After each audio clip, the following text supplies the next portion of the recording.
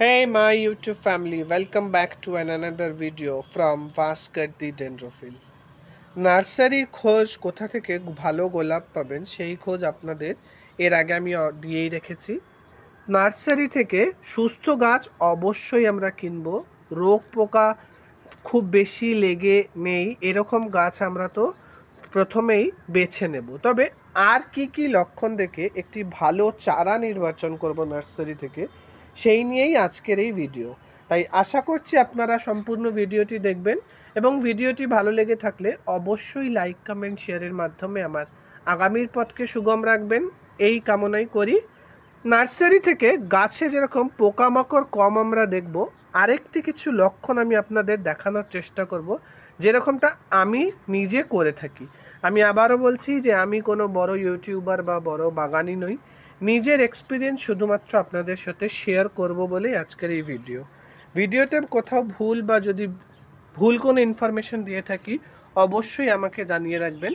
তো চলুন দেখে নিই যে একটি নার্সারি থেকে সুস্থ চারা নির্বাচন করার কিছু পদ্ধতি। জানি যে নার্সারির গাছ কিন্তু গ্রাফটেড করা গাছ, অর্থাৎ একটি এলা ডালের ওপরে মেন গাছকে বসানো হয়। যেরকম এখানে যেই চারটি গাছ দেখছেন প্রত্যেকটি কিন্তু গ্রাফট করা, কিন্তু এই ভালো মানের গ্রাফট আমরা বুঝবো কি করে? কারণ গ্রাফট মানেই যে সব কিছু ভালো হবে তার কোনো মানে নেই, এবং ভালো অবশ্যই হবে, শুধুমাত্র কিছু প্রবলেম দেখা দিতে পারে। যেরকম দু রকমের গ্রাফটিং মেইনলি আমাদের লোকাল নার্সারিগুলোতে করে থাকে। যেরকম এটি হচ্ছে গিয়ে এলা মেন ডাল, এই মেন ডালের পাশ দিয়ে যেই ডাল বেরোয় সেইখানে এক ধরনের গ্রাফটিং করা হয়, আর একটা মেন ডালের ওপরেই গ্রাফটিং করা হয়। তাহলে কোন গ্রাফটিংটা আমাদের ভালো হবে সেটা অবশ্যই বুঝে নেবেন। যদিও দুই ধরনের গ্রাফটিংই কিন্তু খুব ভালো রেজাল্ট পাওয়া যায়, একটার একটু কম ভালো, একটার একটু বেশি। তাই যে যদি আপনি নার্সারিতে যান এবং দুটো পদ্ধতি আপনার কাছে জানা থাকে, অবশ্যই ভালো সবচেয়ে ভালো যেটা হবে আমরা সেটাই নেব। তো সাইড গ্রাফটিং, এই যে এই ডালটি যদি আপনি দেখেন, এই গাছটি এইখানে একটা সাইডে ডাল বেরিয়েছিল কিন্তু সেখানে গ্রাফট করা হয়নি।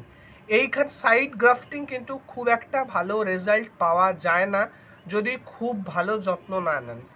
ওয়্যারএজ মেন ডালে যেই গ্রাফট করা হয়, দেখুন এটা একদম পুরো মেন ডালে গ্রাফট করা, তাই এর গ্রোথ কিন্তু আপনার কাছে যত্ন পেলে এ অনেক ভালো রেজাল্ট দেবে।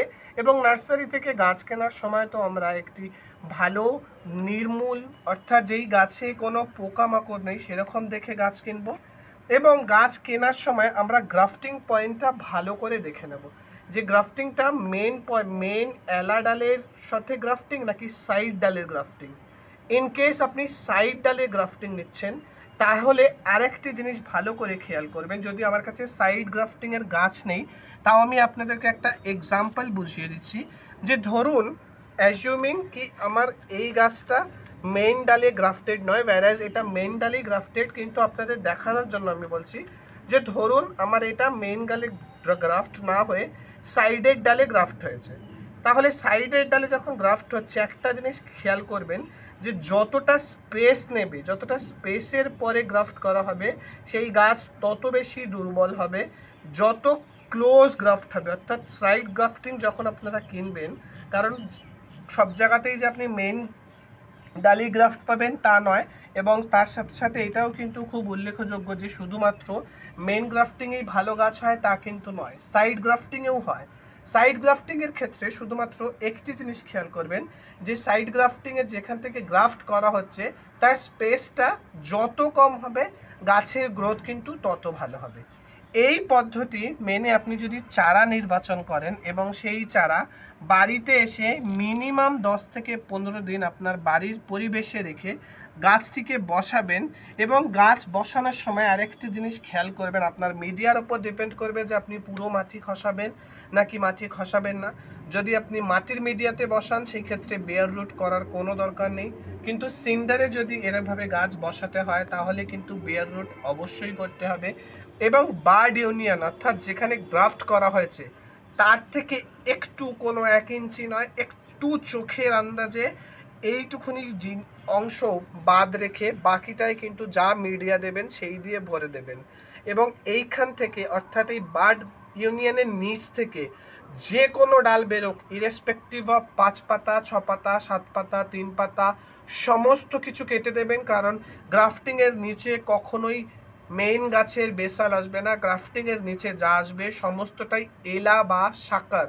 এই এলা, ওয়াইল্ড বা সাকার কিন্তু একটি ছেলে গাছ, এবং এটি গাছের মেইন গাছের সমস্ত পুষ্টি খেয়ে নিয়ে আপনার গাছকে কিছুদিনের মধ্যেই মেরে ফেলবে। তাই গাছ বসানোর সময় খুব ভালো করে খেয়াল রাখবেন যে বার্ড ইউনিয়নটা যেন আপনার মিডিয়ার একটু ওপরের দিকে থাকে, এবং বার্ড ইউনিয়নের ওপরে যত ডাল বেরোবে ইরেসপেক্টিভ অফ 3 পাতা 5 পাতা সব রেখে দেবেন।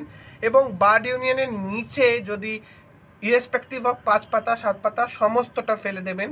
এইভাবে 2 থেকে 3 মাস প্র্যাকটিস করার পরে দেখবেন যে আপনার গাছে কিন্তু আর কোনো রকমের এলা, ওয়াইল্ড বা সাকারের আসবেই না। 2 থেকে 3 মাস গাছকে যদি ট্রেন্ড করতে পারেন, সে নিজে থেকেই আর এলা প্রডিউস করবে না। এবং এলা এবং ভালো ডাল বোঝার একমাত্র উপায় কিন্তু এই বার্ড ইউনিয়ন। তাই গাছ বসানোর সময় সবসময় খেয়াল রাখবেন যে বার্ড ইউনিয়ন যেন আপনার মিডিয়ার অল্প একটু ওপরের দিকে থাকে। আশা করি আমার এই ছোট্ট ভিডিওটি আপনাদের সকলেরই ভালো লেগে থাকবে। ভিডিওটি ভালো লেগে থাকলে অবশ্যই লাইক, কমেন্ট, শেয়ার এবং সাবস্ক্রাইবের মাধ্যমে আমার আগামীর পথকে সুগম করবেন, এই কামনাই রাখি। সকলেই ভালো থাকবেন, সুস্থ থাকবেন, সবুজে থাকবেন। ধন্যবাদ।